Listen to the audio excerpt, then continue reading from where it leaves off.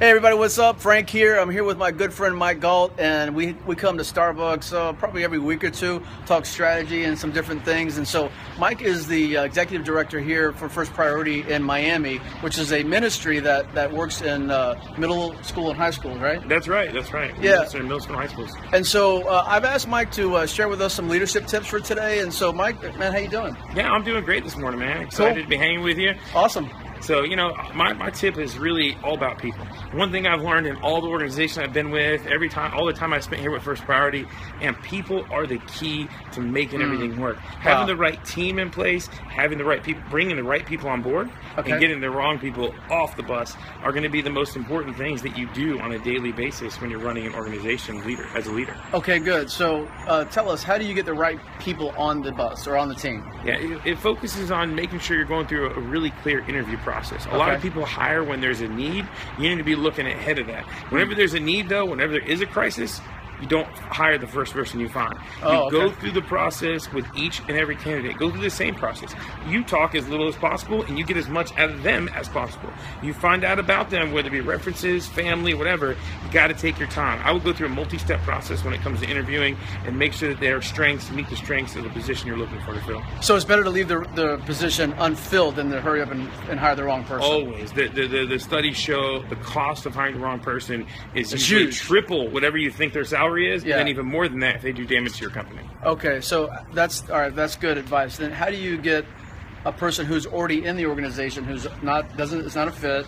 How do you get them off the bus or off the team in a way that honors them and the organization? Yeah, well, obviously the first thing is you got to do it as quickly and as efficiently as possible.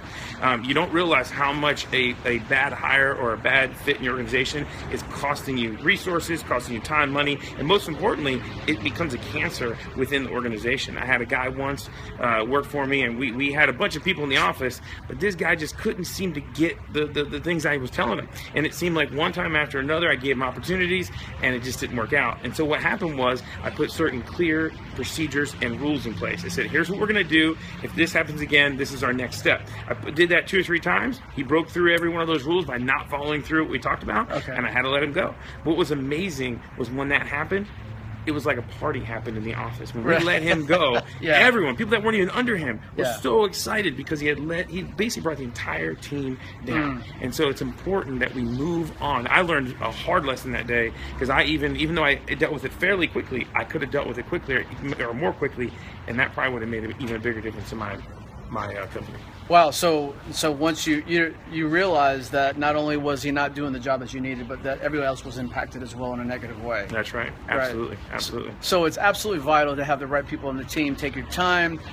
Don't rush just because you have a position to fill, and then do multiple interviews. Let multiple people speak into the process, and then, as Mike's indicated, none of us like to move people off the bus, but there's comes time when someone just isn't a good fit, and it doesn't mean they're a bad person. They'd be an excellent person, just need to get in an organization or in a role that works for them. And so our job is to either help them improve, as you did with that one person, and coach them through it, or help them find a place either in another organization, but in a respectful way, so that we both can leave with our integrity intact and feel good about even a transition that gets a person into another organization. Positive or negative, don't let the emotions get in the way, because that causes the most damage to the companies I've seen. Very good. Hey, thanks, Mike, for your input today, man. This has been great. Have a great day, everybody.